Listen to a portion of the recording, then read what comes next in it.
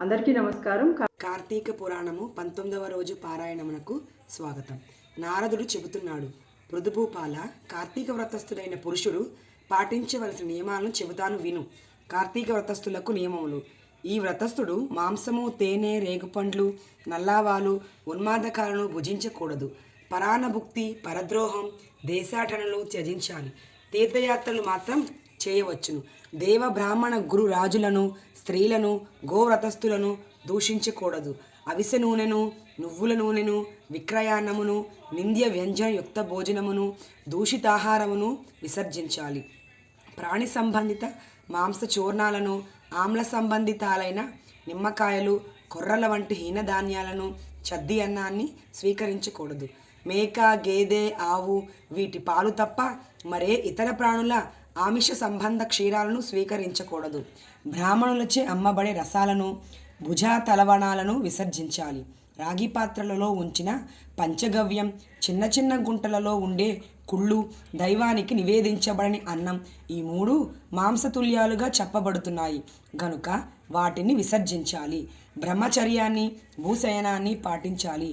ఆకులలోనే భోజనం చేయాలి. 4వ జామున భుజించడమే శ్రేష్టం. ఈ కార్తీక వ్రతస్థుడు ఒక్క నరక చతుర్దశి నాడు తప్ప తక్కిన దీక్షాదినాలలో తైలాంభంజనం చేయరాదు. విష్ణువ్రతం చేసేవారు వంకాయ, గుమ్మడికాయ, వాకుడికాయ, పుచ్చకాయలను విసర్జించాలి. బహిష్ఠులతోనూ, మ్లేచ్చులతోనూ, వ్రతభష్టులతోనూ, వేదత్యకులతోనూ సంభాషించకూడదు. అటువంటి వారి ఎంగిలి కానీ, కాకులు తాకిన ఆహారాన్ని కానీ, అశౌచ సంబంధితాహార కానీ, ఒకసారి వండి మరలా ఉడికించింది కానీ, మాడుపట్టిన అన్నాన్ని కానీ తినకూడదు. తన శక్తి కొలది విష్ణుప్రీతికై కృచ్ఛాదులను చేయాలి. గుమ్మడి, వాకుడు, సురుగుడు, ముల్లంగి, మారేడు, ఉసిరిక, పుచ్చ, కొబ్బరికాయ, ఆనప, చేదుపొట్ల, రేగు, వంకాయ, ఉల్లి వీటిని పాడ్యమి ఆదిగా పరిత్యజించాలి. కార్తీక మాసంలో కూడా ఉసిరికాయను తినకూడదు. ఇవే కాక ఇంకా కొన్నిటిని కూడా వర్జించాలి. మరికొన్నిటిని బ్రహ్మార్పణం చేసి భుజించాలి.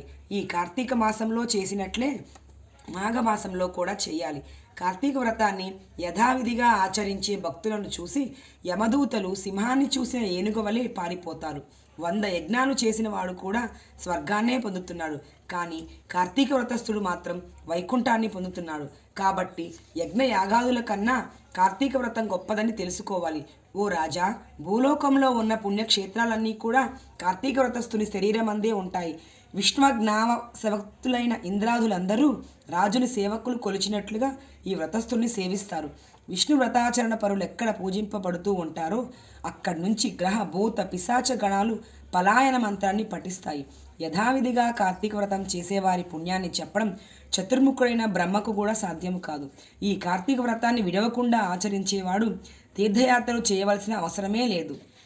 7వ అధ్యాయము సమాప్తము. 8వ ప్రజారంజనశీల పృథునృపాల.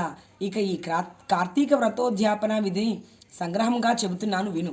ఉద్యాపన విధి విష్ణు ప్రీతి కోసము, వ్రత సాఫల్యత కోసము కార్తీక శుద్ధ చతుర్దశి నాడు వ్రతస్థుడు ఉద్యాపనం చేయాలి.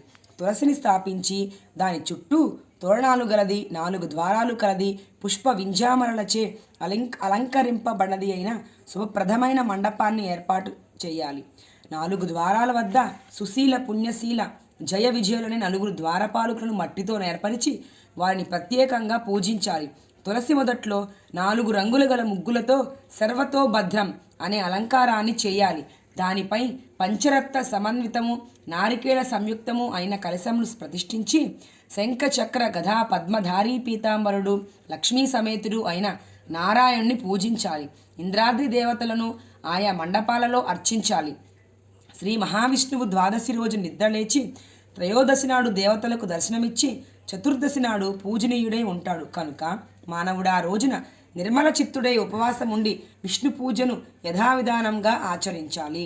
గురువు యొక్క ఆజ్ఞ ప్రకారం శ్రీహరిని సువర్ణ రూపమందు ఆవాహన చేసి షోడోసోపచారాలతోనూ పూజించి పంచభక్ష భోజ్యాలను నివేదించాలి. గీత వాద్యాది మంగళ ధరులతో ఆ రాత్రి సేవించుచు నుండి మరునాడు ప్రాతకాల కృత్యాలు నెరవేర్చుకొని నిత్యక్రియలు ఆచరించాలి. పిదప నిష్కలశాంత రంగుడై హోమం చేసి బ్రాహ్మణ సమారాధన చేసి యథాశక్తి దక్షిణను ఇయ్యాలి.